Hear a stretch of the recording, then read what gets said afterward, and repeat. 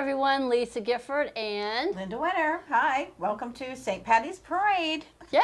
St. Patty's Parade. And Lord have mercy, we have a lot to show you. And she was working up to the last 2 seconds. Oh, well, what's new? I mean, we did just get back from Newport Richie, so we didn't have all the planning time that we would have liked to get ready for today. But we've been busy between the trade show and getting ready for the retreat, but we still have lots of fun projects. I want to start with the templates that Martelli offers first, just so you know what's there. There's the pot of gold template, and it comes in 2 sizes. And doesn't this have, oh, okay, yeah, I was going to say, didn't this have like it has extra pieces to it. Yes. So we've got this, the pot of gold. Right here you can see it. And you got the extra piece that you use for creating that lip around it so you could put it like, so it looks like the gold, right, so it's like something's inside the pot. So you got this size, and then you also have the little bit smaller size. So again, see different things. So here's our pot of gold. I also see it as the coolest hat for a clown. It's a great clown hat. Snowman. Yeah, it's a snowman hat. I mean, it could be so many other things than what it actually is. I've used these templates by themselves. They are my body for a dragonfly or the body for a butterfly. You know, so there's other things that you could do with these amazing templates. Yep, so that comes in 2 sizes.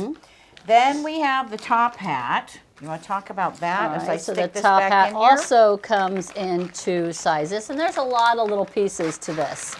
So don't get overwhelmed by all the pieces. So you've got your big piece, this is the hat. Then you have this piece that also gives it that dimension for the top of the hat, because I also had created it so it makes it looks like maybe the top hat is coming open. So this could be like a pot. Let's go that way. Yep, so it can open up. Well, actually the hat goes this way.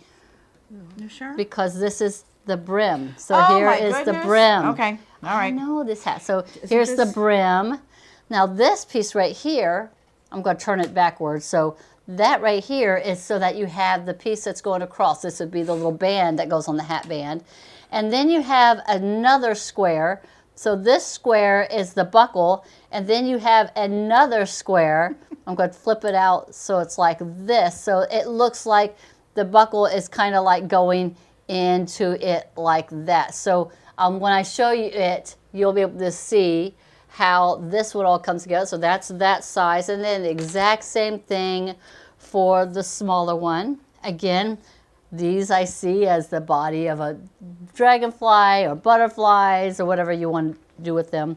Again, here's that piece that's for that brim here, and then the buckle, which is in two pieces. So lots of pieces to this little thing. Look at these templates and see other things that you could do with them. And earlier on the air, we didn't talk about the sale that we have. If you go to our website, martellinotions.com, you'll see right on that home screen that we've got a sale if you spend $100, that kind of thing. So be sure you go take advantage of that, because we want you to be able to get these templates home. We wanted to do this early enough for you to, perfect. You can see $15 off of your order when you spend $100, $25 off of your order when you spend $150. So we wanted to do today's presentation early enough so that you'd still have enough time to be able to make some St. Patrick's Day projects. You know, it's not a huge holiday, but Lisa, you told me you would decorate. Well, see, I decorate for the season. So like in January, I'm decorating with snowmen. I have snowmen everywhere in January. But somewhere towards the end of January, I start putting up everything up for Valentine's Day. So I have my Valentine's Day up, and it stays up through Valentine's. After Valentine's Day, my Valentine's stuff is coming down. Now I'm putting up my St. Patty's Day, because it can stay all the way up until the 17th.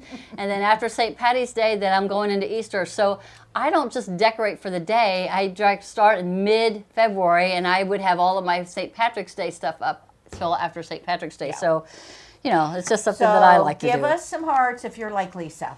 Give us some thumbs up if you're like me, where you just kind of do like I do Christmas and Easter. I do Easter bunnies, Thanksgiving. you know, around the house. I actually have a Christmas Santa that my grandmother gave me that he stays up all year because he's a woodsman. and he is amazing. I mean, he's a very expensive Santa, but he's a woodsman Santa. Yeah, So yeah. he stays up by my fireplace all year long. So, and if any of you leave your Christmas lights on your house, then I don't know what kind of symbol you have out there, but put one of those symbols up for us too. All right, let's talk about the four-leaf clover. Here's the small one. So the four-leaf clover is, you think, oh my gosh, it's a little bitty clover, but no, you fold the fabric and fold the fabric and fold the fabric, and it makes a giant four-leaf clover. So here's the four-leaf clover here, and then here is the stem for the large one. Here is the medium size, the stem for the medium, and the small, and the stem for the small. And you know, you can put these in any direction. And again, these are templates I've used for other things besides what they say they're used for. Yeah, absolutely. I'm going to get these out of the way for a minute, and then I want to show you our tracing templates, which you may or may not know about. I didn't know about these. Marissa gave me these yesterday when I came in. We've got the leprechaun. Look how cool he is. So you can trace him out, and you can add any kind of embellishment you want on him if you want to, but you can also just make him solid green or black on a patchwork of green or whatever it is.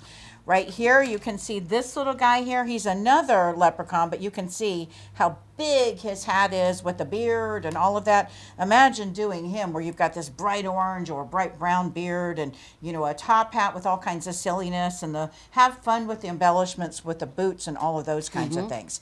And then remember our gnome kind of a thing that we're doing. We've got a gnome over here.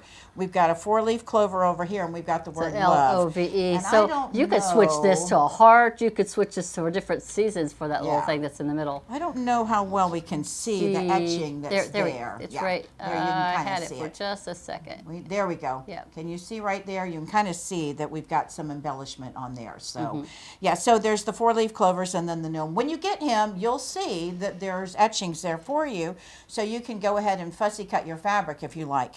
But we've got the gnome with love. So, and that can be, again, Valentine's, Easter, whatever theme you want. Yes. I want to show cutting out, and then we'll take a look at some projects, Okay. I guess. Yes, we'll do that. So when you're cutting, let's do this guy here. So it's a little bit different when you're doing smaller templates like this. You're going to be cutting, you're going to be tracing. And what I want to point out too is on some of these templates, where are our precision scissors? All right, some of these templates, we're going to see if we can see. Yeah, we can see pretty well. There's a little bit of brown there. That brown that's there is going to come off the first time that you cut with your rotary cutter, or you're tracing around, it's going to get hung up. So I suggest you get a nail file. There you can see. See that brown that's there?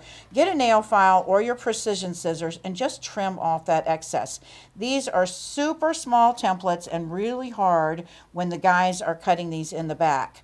So you can see on any template where you've got some brown excess there, just cut off that excess, especially when you're going to be doing what I suggest on these smaller templates, which is tracing. So when you cut all of that off, you don't have to worry about that getting on your rotary cutter. I want you to see these right here on the back so that you can actually get a good view of what these different sizes are, because they're a lot bigger than what this template shows. So this one here is the large. Do you see how that one is? So when it's folding the fabrics all the way around, you see them right here, all the folds here. This one here is the medium. So you can easily see that's what the medium is, and here is the smaller one. So that's the size that they are. So this represents right here all of the different sizes of what the clovers are.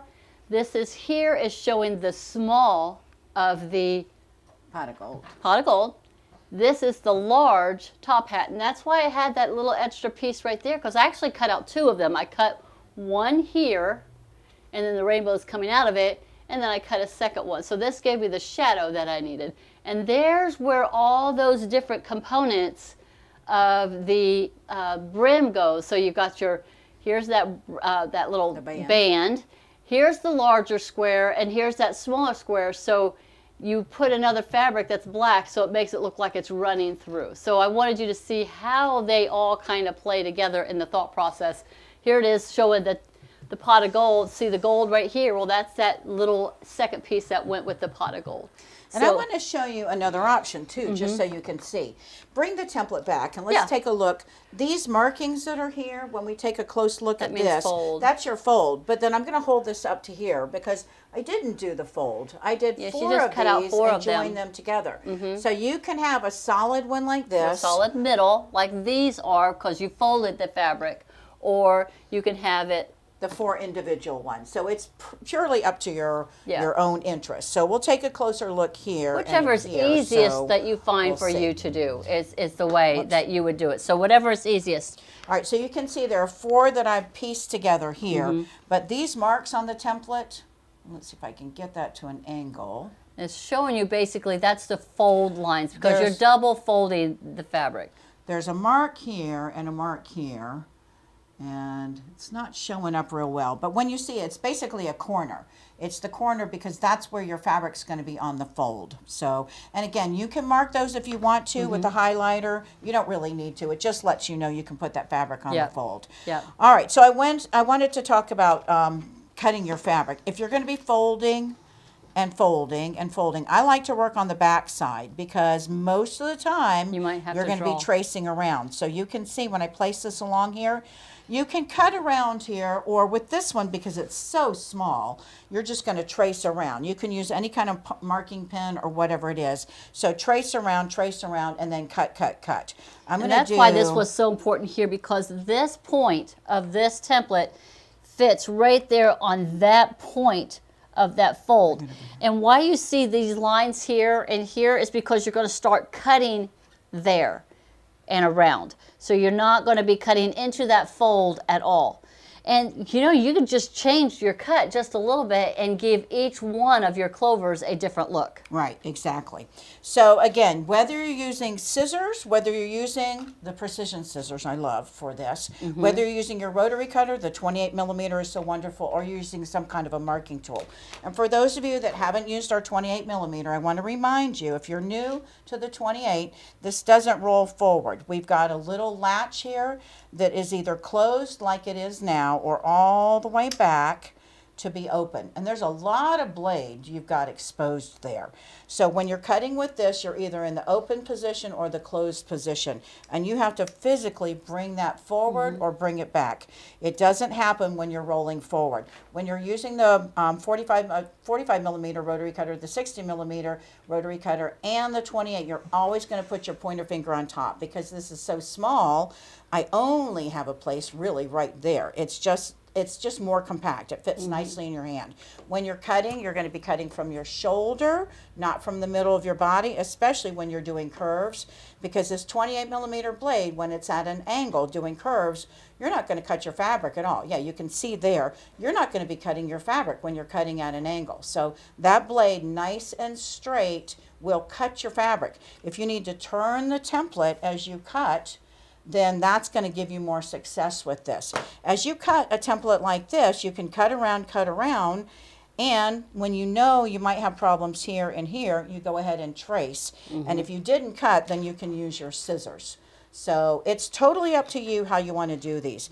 This guy here, it's so tiny that if you have your rotary cutter and you're cutting around here, you may be a little more concerned about your fingers. So you can go ahead and trace here and trace here. So choose when you're working with a smaller template, whether you're going to use a marking tool, whether you're going to use the rotary cutter, whether you're going to use the scissors. But I think that'll help.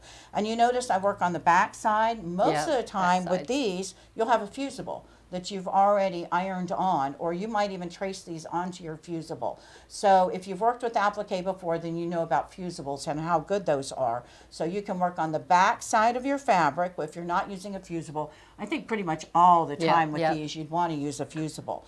So trace on the fusible or go ahead and iron that. I ironed all of mine on first, and then I just traced around, so it's totally up to you. You'd have a fusible that's there. So. And I'm going to recommend, you know, I don't know if you know about those cutting gloves that you can wear. When I'm working with things that sometimes that are this intricate, maybe this small, or I'm doing these kind of cups, I have no problem putting on a cutting glove onto my other hand to protect my hand. I mean, we don't carry them. I don't know where you find them, but I've had a cutting glove for years that I've used over years over time. When I'm particularly what I'm working with these skinnier, smaller things, if I don't want to take the time to trace it, I'll just put a cutting glove on. And see, for me, I don't even own the glove. They make me a little bit claustrophobic, so I don't like having, my hands get hot and I can't handle it. So I'll trace any time that I'm working with something she's smaller. always talking about tracing. I'm always using the rotary cutter, and I'll grab my cutting glove. Yeah, so figure out what works well for you. And if you haven't worked with the smaller templates yet, then you're going to play around a little bit and, again, see what works. Yeah. All right, so should we look at... Before we move on, how are we doing, Margot? Do we have any questions? Anybody question or anything? So we're good? Okay. Again, as you're watching this, please be sure to like, comment, share. We appreciate you sharing this. And if you have any comments, Margot is here moderating. So she'll be able to ask us what the question is, or she'll respond to you. So thank you so much again, so much for watching. Perfect. All right, where to? So let's, again, come back here. I love the idea of this as like a table topper or a pillow topper or even a pillowcase. Could have been a pillow. Originally, it was designed to be a pillow, like a bench pillow. Yeah. And I had made several of them. This is probably the second thing I ever made for Martelli. And what my original thought was to make a smart pillow. And these little pieces right here, these are just regular buttons that I had found. I just spray painted them gold. It's because I couldn't find gold buttons that I liked. So that's all this was. But I want you to know that when you're making these little clovers, they bigger fabric than what you think it is, because you're folding it and folding it and then you put it on there. It's a lot bigger of a end result than what that actual little template is. And on a side note, if you don't even... Hearts also make great little clovers too, by just making a heart shape. So, and we got heart templates for that. So what was the one thing that you want to talk about? Well, so what I like is that right up here, talk about that little guy.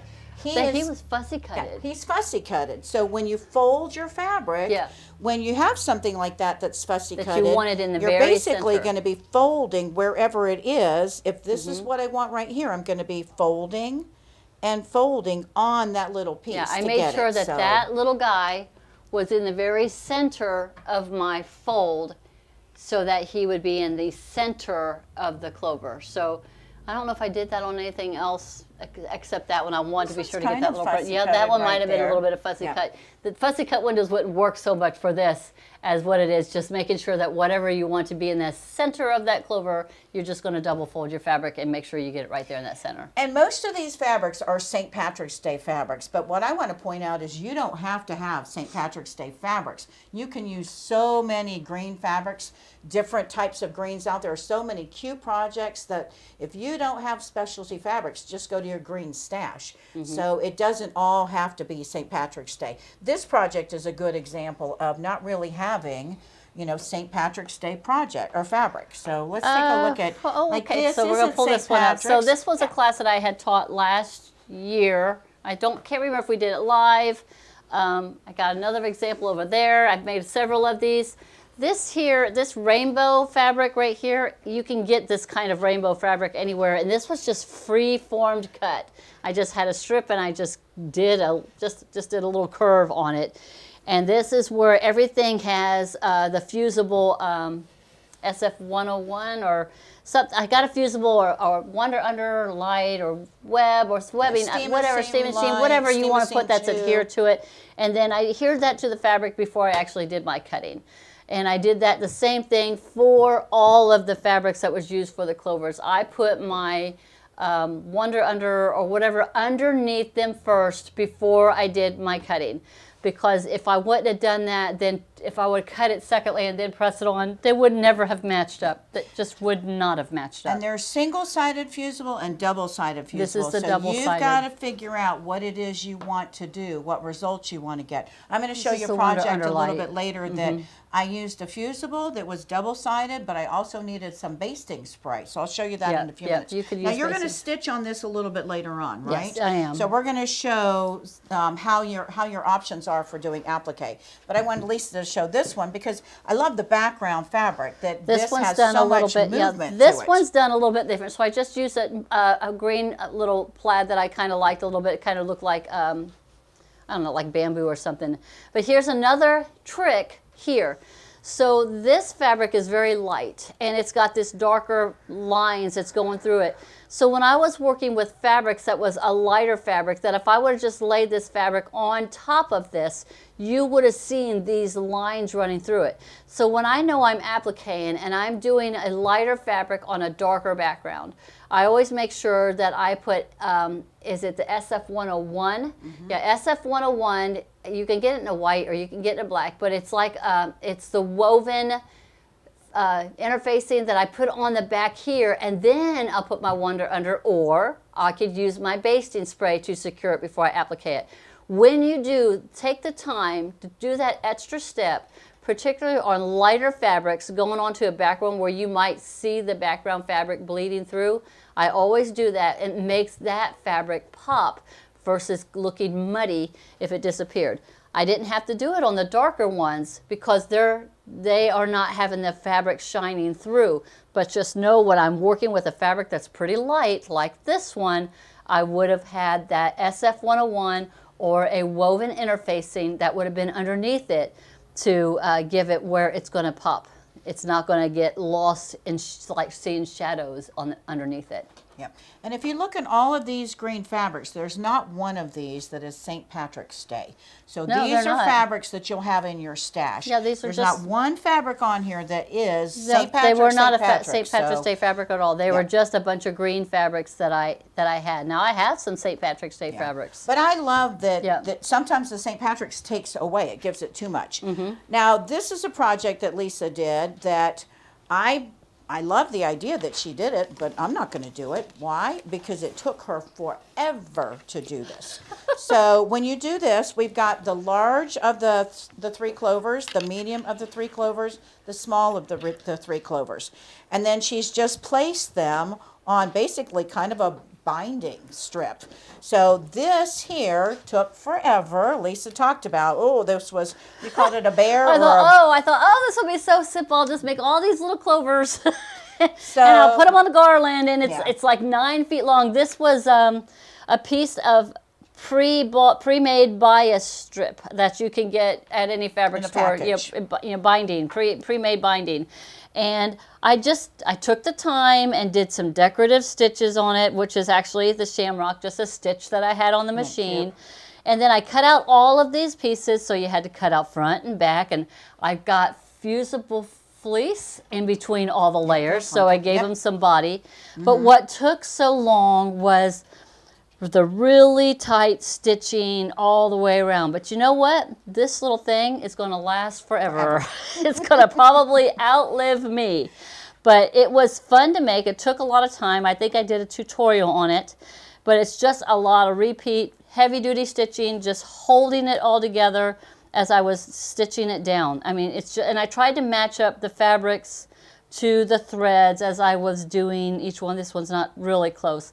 But it's 9 feet long, and so I just spaced them all out onto this giant garland. So if you're big into St. Patrick's Day and you decorate your home, this would be a great banner to hang in your dining room, your living room, whatever. What I recommend you do if you want to do a banner is cut out a flag, a rectangle. We have rectangle templates, lots of different sizes, and then you applique these on, and when you applique them, you can stitch them down with a zigzag, with a satin stitch, or even just a longer stitch length right around, so it's kind of like a raw edge a little bit. You don't have to spend all the time on that edge making sure, because there's fabric and then no fabric. She had to really spend time to make sure that this has a nice finish. Yeah. But if you're doing applique on a flag, on a Hold it banner, up, on a see how rectangle, big it then is. no big deal. So that's my first recommendation. The second recommendation is Big. make one. Make one. So make see one. See if you like it. You make one and you say, well, wasn't that fun? I'm done. And then you can start working on other St. Patrick's Day projects or Easter projects. Oh, goodness. Now, you So, went over and grabbed some I fabrics. grabbed my St. Patrick's Day fabrics that I've had for a couple of years. So here's that one that you see in the background. This is the fabric that I had used for that fussy cutting. So it was real easy to pick out one of these and make sure I had them in the center. I mean, these are some true St. Patrick's Day fabrics that I've picked up over the years, and I've had them for a long time. This one is not St. Patrick's Day. This is probably more of a Christmas, but it worked really good for the project I was doing. Here's a St. Patrick's Day. So I have some St. Patrick's Day fabrics, but why do that? Greens work just fine. Here she's pulling out a whole bunch of greens that works for that. So as long as, and I don't even really pay attention to colorway with green, because in me, green was green. I wanted them all to kind of look really good together, but you could get St. Patrick's Day fabrics or not St. Patrick's Day fabrics. Here's a whole bunch of non-St. Patrick's Day fabrics, so just have fun with it. When is the best time to buy St. Patrick's Day fabric? After St. Patrick's Day. Because you'll get it on sale. And I think I got these, I don't know, I think I got these at Joann's. I might have got these at the local quilt shop. I think some of them came from there. But there's nothing, these are all hopscotch fabrics from years ago, so just a lot of fun. So I wanted to show something. I found this at, I don't know if it was an estate sale or whatever, but it was in a bin with fabric. And so I thought it was fabric, and I thought, wow, I've got some St. Patrick's Day fabric. And then I flipped it over, and it's like, oh, no, I've got a table runner that's already made. So there is nothing to this table runner. I mean, you could whip this up in 20 minutes, and that would include the cutting time even. So yeah, imagine this guy on one end and this guy on the other end. And then you've got your 4-leaf clover actual plant. Does anybody sell those these days? Yeah, you could have that right in the center. Wouldn't that be cool? So this could go on your nightstand, this could go on your coffee table, this could go on your dining room table, whatever it is. But that whips up super fast. The mug rug, I want to show a mug rug a little bit later on, but talk about this mug rug real fast. Well, this one, again, I think I taught this one last year. This is just the simplest of mug rugs, and I want to try to get the dimensions. So it was 9.5 by 6, 9.5 by 6, maybe 10 by 6 is how I probably started off. Put the little small clover on here, did my little pot of gold, and just stitched it down. I stitched it down first on the front side and with a piece of, I think, fleece. It might have been fleece, it might have been batting. And then I took the bottom piece, put it on top, stitched it all the way around, left an opening, flipped it out, and top stitched it. And that's why you don't see the stitching on the back side, because it's going to be on the inside. So this was super, super easy to do. You could make these unique. If you wanted to make this for somebody special, you could embroider their name on here. You could have each one have a different clover on it.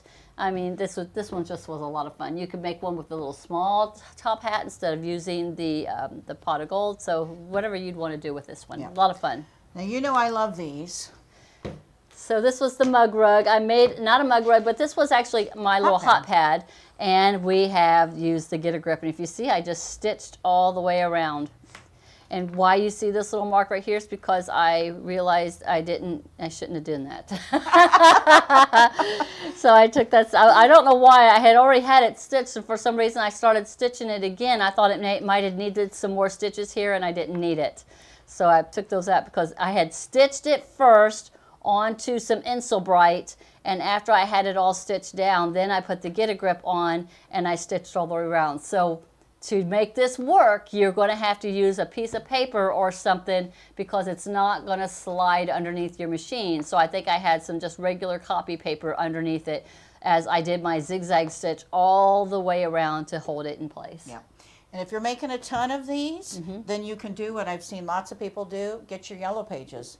We get yellow pages Do we books. still get those? Yes, I got one not the other day, but a month or so ago, and it's like, seriously? Does anybody still use them? Yep. But if you do a lot of whatever, English paper piecing or whatever, grab those things that we would normally throw in our recycle bin. So you can put that on the bottom, and then you're just pulling it off afterwards. You could do it with the hats. You could do it with any of these little so four-leaf clovers. Matter of fact, that big four-leaf clover that you keep pulling out, originally it was meant to be a hot pad, and I just not a big fan of it, but that's what it was meant to be, was going to be a hot pad, and it's just not. It's just not. I just no. All right, so I want to talk about doing a mug rug. So Lisa, where's your mug rug? Where'd it go? Here's my little right, mug rug. so it was here's a mug 10 rug. by 6. So I went ahead and cut 4 instead of doing it on the fold. Like all of Lisa's are on the fold, so I wanted to do something a little bit different. So I cut 4 of these individually. When you plot out, Lisa said earlier, when you pick your fabric, realize you're going to need more fabric. When when you cut whatever it is, realize you're going to need more space because this is the medium size and it's still huge. It's a good size. So when we look at this, I'm going to lay this out, and I like to start with the stem first because the stem is going to be how you place everything else on your fabric. And you kind of place this around, and you can see this is a lot of space. So Lisa's mug rug is a lot smaller than mine. So you can see this You could do the is 7 here. by 10 would be nice. So I pulled out the 7 by 10. I'm going to place it on top of there. I normally like 7 by 9 for mug rugs, but because this is so big, I decided the 7 by 10. And when you see this, this will fit. So Lisa talked about Insulbright. If it's a mug rug and it's really going to be serious Batting. with a really beautiful wood table that you're working on, then Insulbright is great. Insulbright. You could do 2 layers of batting, but if you're just making a mug rug for whatever, a plastic, work table that you're using, then your batting works fine. But when you're going to do your applique on top of here, go ahead and baste, and we had the basting spray. Yeah, you can baste it, or you Baste your 2 together with the basting spray, or you can use a powder or whatever it is. This is a basting spray. Baste those 2 together, and when you go to cut, using this guy here, cut, turn, done. And now you've got the ability to place that on there. Now this stuff is the double-sided. I like the double-sided because I fused it onto the fabric, and this sometimes it'll peel right off like that one does, but sometimes not so much. So if it doesn't peel off, you just score it with either scissors, anything sharp, or tweezers work really great and peel off that tape. This fusible here, double-sided, this is sticky on your fabric and sticky on there. And Margot's got a question. Do we carry Zorb? Z-O-R-B. No. What is that? Heather Schneller was asking. I don't know what that is. Who's asking? Heather. Heather, what is it? That's a good question. That's What a is good question. Zorb? I don't What is know. Zorb?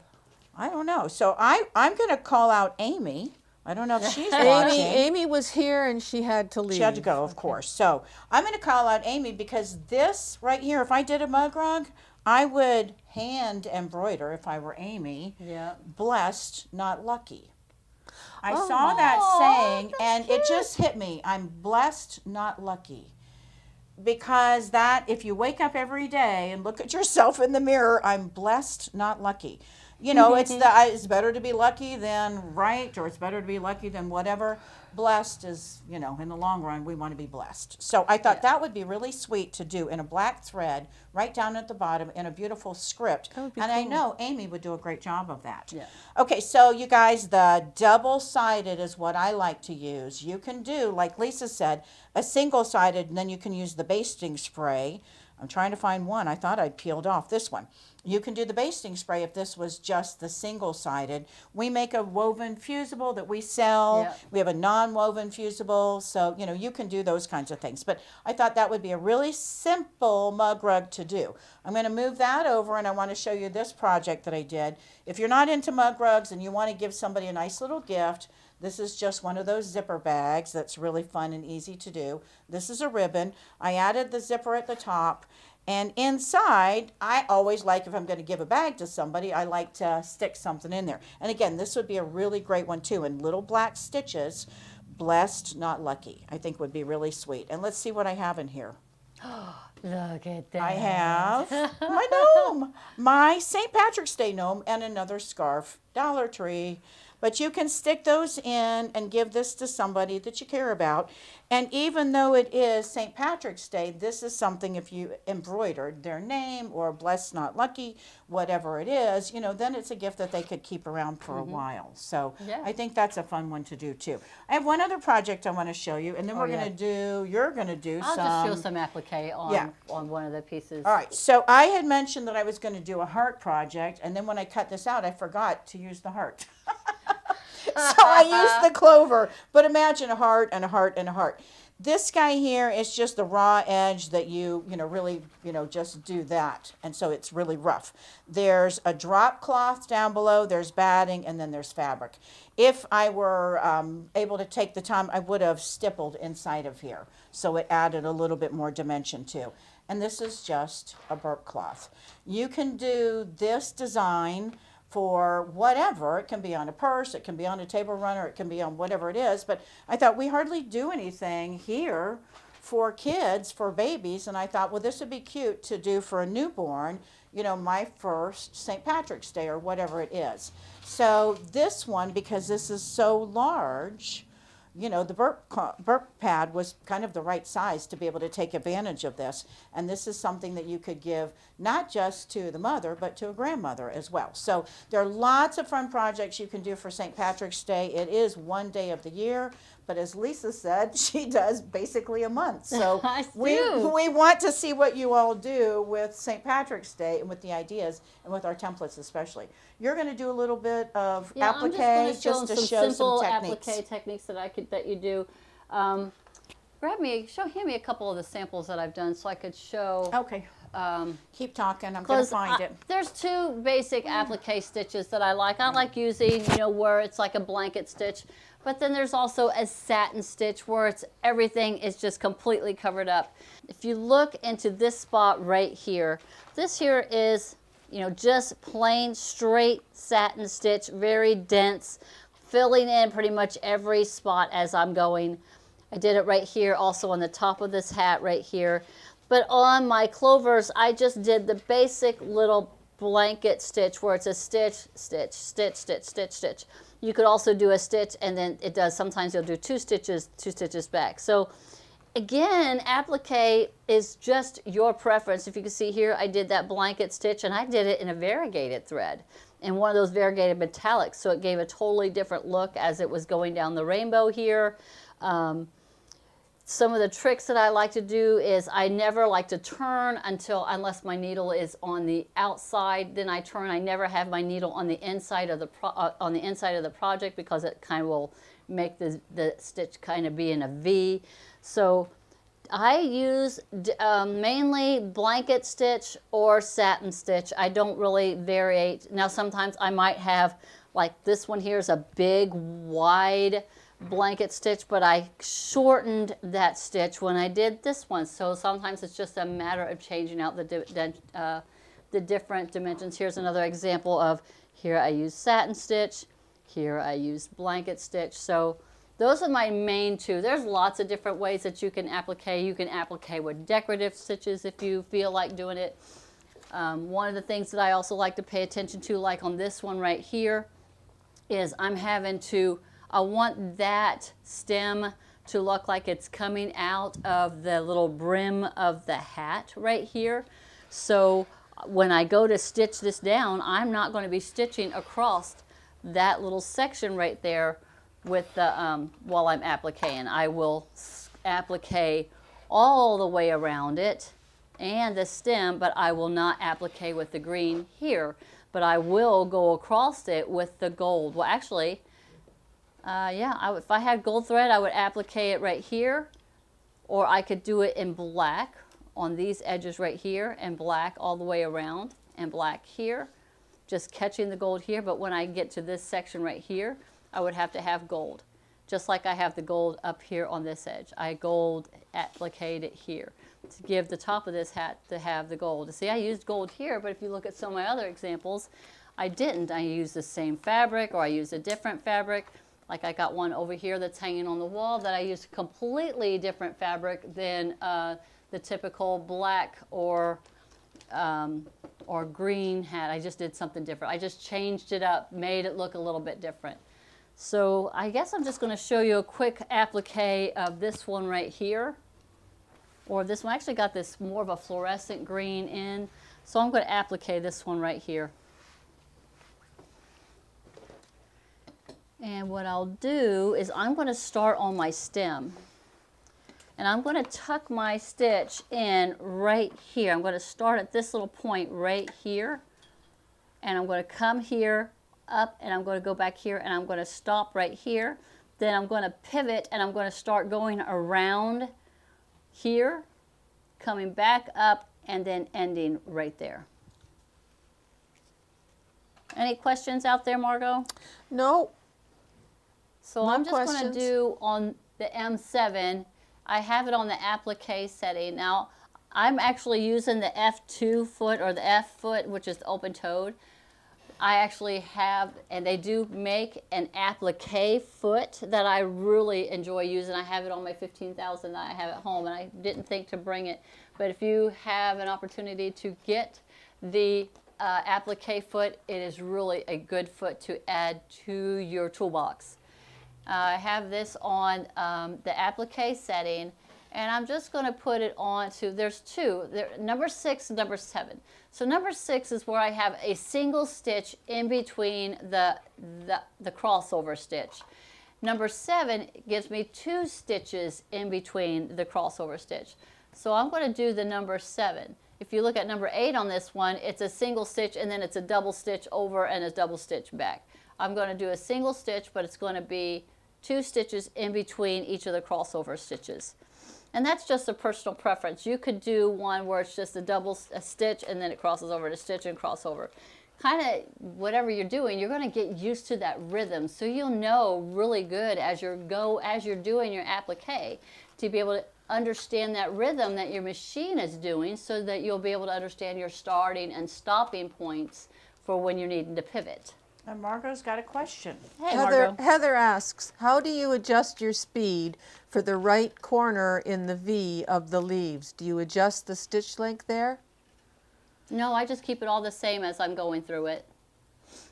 And I'm keeping it right here on the machine settings. Now, if I have it on number 7, it's a 2 and a 3. Let's see, it's 3. You know, if I do the number 6, which is a smaller stitch length, I'll try that one, see if we like that one. So I'm going to do this one as a number 6. And what I'm going to do is I will drop my needle down for my very first stitch into the spot that I want to be. I don't let that become a guesswork. So I'm dropping my needle down right there on the edge of the fabric and the edge of the piece that I'm getting ready to applique down. So my needle is dropped down first. I will do a couple of locking stitches in place. And then I go ahead and just start going. So I'm doing the one that is where it's going to be a stitch and then a cross stitch, a stitch and then a cross stitch. See how it's doing a stitch and a cross stitch? And just so that you can see what the number 7 is, it's a little bit different. It's going to be 2 stitches, so it's going to be a little bit wider. Let me go back to the 6. So it's going to look a little different on this one. I'm coming to the point, and I make sure that my needle is down and it's getting ready to go to the next stitch crossover. So I would have my needle foot up and I'm doing my pivot here. And I like to make sure that my needle is down on the outside of the piece that I'm actually appliquing. I'm going to move forward 1 stitch because I'm right there at that very point and I want to catch that point. So I'm going to move forward 1 stitch and then catch the next one and then drop that needle down and then straighten it out because that was going around that little bitty lip right there. And I'm coming up to the next corner knowing that it's crossed over and now it's down. Now I'm going to go ahead and do my pivot. And I'm keeping it right up against it.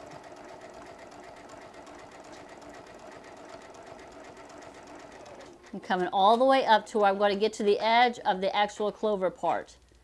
And now I'm dropping it down again on the outside of the clover piece that I'm getting ready to be stitching around. And now I'm just going to go ahead and follow it around here. You see that? Now this just takes a little time because you got all these little curves on these things. I need 1 more stitch before I can turn.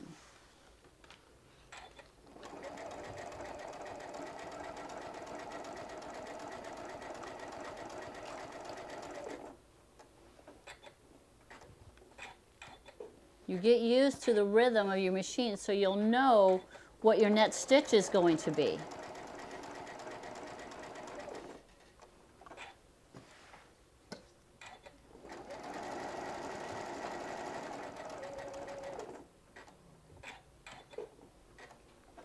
And I'm just going to keep following this around. Any questions out there, Margot? Nope, that was the only one Heather had. Did we ever find out what this Zoom was? Yes, it is. Zorb looks almost like batting or polar fleece. It's a little bit more absorbent. I don't know. Not heard of it. It is a stay dry dimpled fabric. A stay dry what? Dimpled fabric. Dimpled fabric. I don't know. PUL, polyurethane laminate, that's something that's great to put on the back of baby bibs and diaper covers and burp pads and those kinds of things. I wonder if it's something similar with the Something stay dry. similar to I that. don't know, something we'll have to check into. Yeah. Well, I know we're getting close to our time here. Yeah, I'm almost finished But here. you all get to see how Lisa is doing this, and like she talked about the rhythm that you'll get into when you start doing applique. There's definitely a rhythm. I will tell you that the open foot makes all the difference in the world. I didn't have on the machine that I was working on an open foot, so I couldn't see where I was stitching for that's applique. perfect. And it's a huge difference. Finding the right foot for your machine for the project you're working on will make all the difference in the world. And I'm coming up on the last couple of stitches. And then I just hold my fabric in place, let it lock down, and then cut my threads. Now I'm going to fix this one little spot that I didn't like.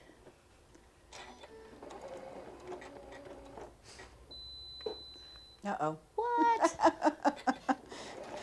Y'all know that dreaded beep sound. Yeah. Heather says Zorb is used in diapers and such for its absorbency. Yeah. Okay. Oh, right. you know what? It's a heavier material, I think. Yes. Yeah. If you've got, I talk about it at the trade shows, but I didn't know the name. I talk about when you've got a baby that is either burping or spitting up a whole lot, there's an ultra absorbent material that you can put inside. So, yep. So if you want to zero in on this right here, there it is, completely appliqued down. Just easy peasy. Easy peasy. All right, so I put the projects out in front of you just to remind you all. So we've shown you some projects, and I've got everything upside down. I've got all the projects here, but I want to remind you about the templates that Martelli has. So our top hat comes in 2 sizes. Our pot of gold comes in 2 sizes. The 4-leaf clover comes in 3 sizes, and to me, that's a big one. Then we also have these templates that are the tracing templates. I think with the gnome, if you could see that gnome, he's really, really cute. If you don't already have our 28mm rotary cutter, anytime you're doing any applique, then these rotary cutters make all the difference in the world. So we've got projects for you. You can take advantage of that $100 or $150 purchase. And Lisa, grab the templates over here that I pulled. I pulled just a few more. So I want you to think about Easter coming up. We've got bunny rabbits, we've got a pig, we've got a penguin, we've got our bunny rabbit template here that comes in 2 sizes, and the paisley, which make really cute birds. And then we talked about the heart templates. So this heart template would have been really cute, the small one here to do 4-leaf clovers Well, you can make as some well. really So, big clovers with the big yeah, heart. absolutely. All right, so we went green for Lips. you. I know I Oh, talked about that's the lips. The right. lips is a great Oh, template set, yeah. and I'm going to try to get it made before St. Patty's Day, Luck of the project the that I had talked Irish. about. Kiss me, Yeah, I'm Kiss green. Me, I'm green, yeah. So, And I think we actually have a photo of a pillow that I had done, oh yeah. oh my goodness, a couple years Yep. back. And it's gone. We can't we've find it. looked everywhere, but we were able to find a photo of this project. And Margot's got a question Now, for isn't us that just too. the most adorable? So Yes, Margot? cute. Cheryl Fisher asks if you could please share what the fuzzy was behind the shamrock. Was Okay. Yeah, Oh, great. the fuzzy. Yep. So this is the one that I talked about. It's I used a canvas that is a painter's canvas that you throw on the floor, And but she you could used use this- anything. And she used this So- really cool metal the kitchen brush thing. to And then there's brush it out. batting and then the fabric. Yeah. You can do this in any way you like. Just a cotton fabric works fine with the batting with your fabric on top. Just brush it. If you don't have one of those tools, a really strong toothbrush works. A kitchen scrubby works as well. So it just gives it a little bit of chenille. Yeah. Or throw it in the washer and dryer a couple times. I just didn't want this and this to look beat up. Looks really good. All right, we are at our time. Yes, so we hope you got some good ideas and inspiration. We want to see what you've been making, what you're going to be making, and share with us. Yep, love to have it. So again, if you have any questions, comments, concerns, any thoughts, ideas, you can email us at learn@martellinotions.com. And like, comment, and share. Yeah, thank you so much for joining us. We'll see you tomorrow.